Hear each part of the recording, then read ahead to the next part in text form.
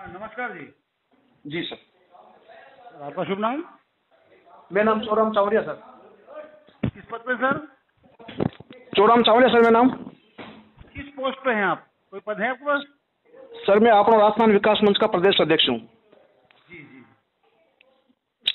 और अभी मैंने एक ये जो राजस्थान में मिशन चला रखा है, मेरा ग्रुप भी है, मिशन सफाई कर्मचारी भर्ती 2023। जी जी। तो सर वर्तमान समय में राजस्थान में जो भर्ती होने जा रही है 2023 को लेकर के, तो इस पर हम एक जानना चाहते हैं कि भाई ये जो अभी जो वर्तमान में जो निर्णय हुआ है, तो ये क्या कहाँ तक अपने समाज के लिए लाभदायी है और कहाँ तक देखिए सर, प्रथम तो ये जो निर्णय हुआ है समाज के विरुद्ध है। वाल्मीकि समाज इससे खफा है और रोष भी है। इसको लेकर जगह जगह धरना प्रदर्शन वापस शुरू हो गया है। जोधपुर में भी अभी धरना चल रहा है, हड़ताल चल रही है। और हाँ, आज हमने बीकानेर में भी ज्ञापन दिया है आयुक्त महोदय को। ये जो भर्ती है इसका अभी कोई स्पष्टीकरण नहीं हुआ है। जैसे कि उन्होंने समझौता वार्ता में बोला कि 50+16 यानी 50 तो उन्होंने बोला सामान्य वर्ग के और 16 SC वर्ग के मिला करके वाल्मीकि समाज को लिया जाएगा। जबकि अगर इसको ये लेते वाल्मीकि समाज को सिर्फ ये लेते हैं 66% पे, तो फिर ये जो 16% कहाँ जाएगी? 16% में लगभग 68 एक जातियां हैं, चमार है और है जो भी है, तो ये जातियां कहाँ जाएगी? ये तो गलत है ना अभी तक। और कहीं ऐसा तो नहीं कि ये जातियां अगर हम अपन इनका कोटा कम करेंगे उस स्थिति में कहीं ये अदालत चले जाए और भर्तियों पर कोई बैन लगवा दे, ऐसा तो नहीं हो सकता? देखिए सर, मेरे को तो यही लग रहा है यदि सिर्फ वाल्मीकि समाज को लिया जा रहा है तो ये तो अभी ये कह रहा है कि आरक्षण की बात करें, आरक्षण के हिसाब से भर्ती हो संविधान के अनुसार, तो फिर तो अभी जैसे कि माननीय अशोक गहलोत जी ने कैविट दायर की है माननीय उच्च न्यायालय जयपुर और जोधपुर में, तो इसका मतलब ये 6 महीने की कैविट की जो रहती है सीमा, मान लीजिए अगर ये इनको नहीं लेते सामान्य को और इनको, तो फिर तो ये 6 महीने के बाद में तो ला ही सकते हैं, स्टे ला सकते हैं। तो मेरे को लग रहा है ये आदर्श जुल्म है। और माननीय मुख्यमंत्री मोदी जी ने अपने बजट घोषणा पत्र में ये भी बोला था कि सिर्फ और सिर्फ वाल्मीकि और हेला समाज को प्राथमिकता दी जाएगी। तो फिर ये हमारे मुख्यमंत्री जी महोदय से मैं निवेदन करूंगा कि फिर ये कोई अमेंडमेंट क्यों नहीं करें, संविधान में कोई संशोधन करके ऐसा बिल पारित कीजिए ताकि वाल्मीकि समाज को ये प्राथमिकता मिले।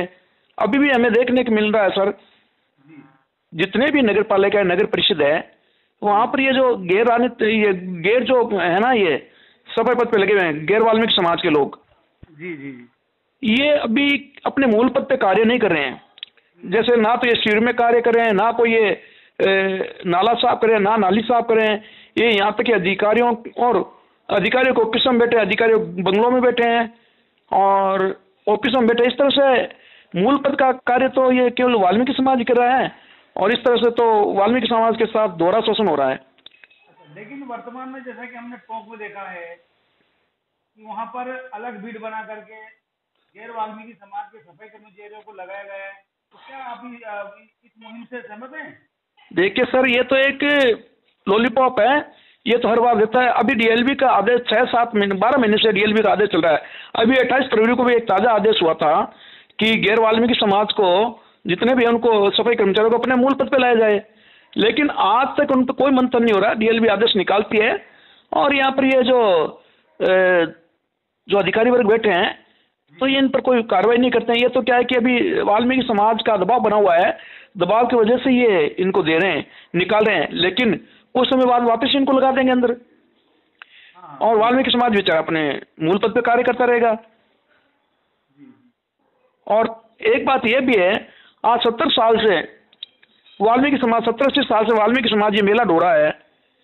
पहले तो अभी तो चलो यहाँ पर कुछ ये मशीनरी और उपकरण आ गए, पहले सारे ये मेला जो अपने सर पे ढोते थे तो उस समय इनको ख्याल क्यों नहीं आया कि हमें भी इसमें लगना चाहिए?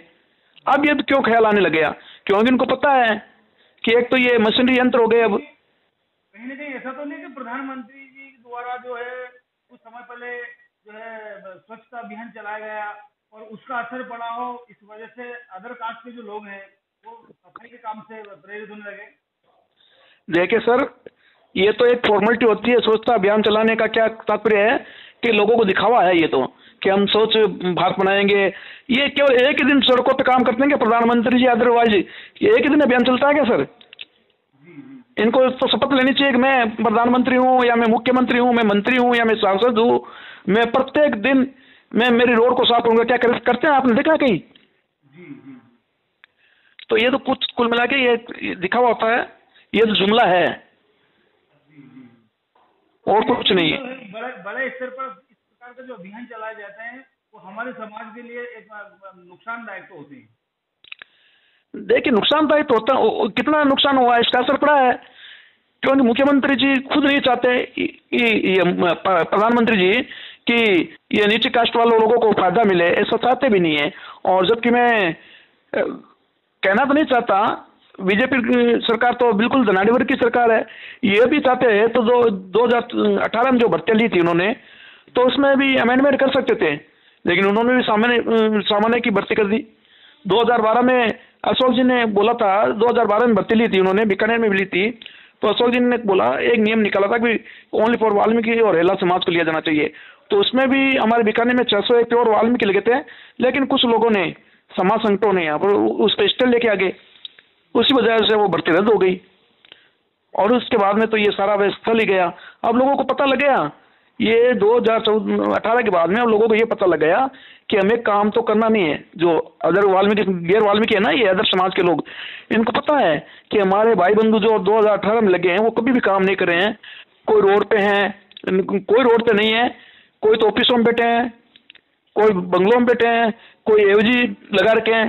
वही हमारे समाज से शोषण हो रहा है। कह रहा है कि चलो हम क्यों काम करें, हम तो जाट हैं, हम राजपूत हैं, हम ब्राह्मण हैं, आप हमारे से 5,000 ले लो और हमारी एवजी कर लो। यही हमारे साथ शोषण, दोहरा शोषण हो रहा है। एक तो 30-40 हज़ार की पेमेंट खुद उठा रहे हैं और अपना काम हमारे समाज के लोगों को 5,000 में करवा रहे हैं, तो हमारे समाज का दोहरा शोषण हो रहा है। जी जी जी। तो सर इसको लेकर के आप राजस्थान सरकार ने सफाई आयोग बना रखा है, तो उस आयोग के माध्यम से अपनी बात क्यों नहीं रखी जाती? देखिए, आयोग के माध्यम से बात तो रखी जाती है, लेकिन ये आयोग के जो सदस्य भी होते हैं ना, तो ये तो सर दबाव समूह में रहते हैं, क्यों इन पर भी सरकार का दबाव होता है, प्रेशर होता है, तो ज्यादा खुल के नहीं बोल सकते हैं। लेकिन फिर आयोग बनाने का सरकार का औचित्य क्या रहा? क्यों मतलब जो है जनता को गुमराह करते हैं? देखिए, तो ये देखो, ये तो चाहे बीजेपी सरकार हो या कांग्रेस सरकार हो, आयोग बना के केवल जनता को गुमराह किया जाता है। और ये बस इतना ही है कि तो अपने वोट पक्के करने के लिए आयोग बनाते हैं कि भाई वाल्मीकि समाज का कोई उपाध्यक्ष बना देंगे सफल मजदूर आयोग का, तो हम क्या है कि हमें इनके वोट मिल जाएंगे, इनकी समाज में पकड़ होगी, तो ये क्या अपने समाज को इकट्ठा कर लेंगे। बस और कुछ भी नहीं है, ये जुमला है। बीपी न्यूज के माध्यम से आप अंत में अपनी ओर से क्या मैसेज देना चाहते हैं? मैं तो अंत में ही निर्देश देना चाहता हूँ कि ये जो भर्ती हो सिर्फ और सिर्फ वाल्मीकि समाज की हो, और एक ये जो अनुभव की, वाल्मीकि समाज के लिए अनुभव की क्या आवश्यकता है, जबकि वाल्मीकि समाज तो जन्मजात ही इनको सफाई का अनुभव है, फिर भी वाल्मीकि समाज से जो अनुभव मांगा जा रहा है वो गलत है। और दूसरा ये जो ऑनलाइन भर्ती प्रक्रिया है बहुत ही जटिल है, आरपीसी की तरह ही एक ऑनलाइन प्रक्रिया है, तो इससे काफी लोग वंचित रह जाएंगे। और मैं चाहता हूं कि ये भर्ती भी ऑफलाइन हो, और इसमें जैसे कि जनाधार की अनिवार्यता कर रखी है, तो यार कुछ लोगों के जनाधार भी नहीं है। और एक उन्होंने बोला है कि 18 साल का व्यक्ति फार्म भर सकता है, तो एक तरफ तो ये 18 साल का फार्म भर सकता है, एक तरफ से अनुभव मांग रहे हैं। और जब यदि अभी वो 18 साल का व्यक्ति इसमें फार्म भरेगा, तो वो 1 साल या 2 साल पहले का अनुभव लाएगा, तो वो नाबालिग कहलाएगा। अच्छा, ये नाबालिग कहलाएगा, और वो यदि किसी कहीं से भी सर्टिफिकेट, अनुभव का सर्टिफिकेट ला के दे देता है, तो फिर या तो इसके माता पिता दोषी कहलाएंगे या फिर जो देने वाली संस्था कहलाएगी। तो इस पर भी मैं कह रहा हूँ कि 18 साल वालों पर भी इनको अपने मुख्यमंत्री मोदी जी को गौर करना चाहिए।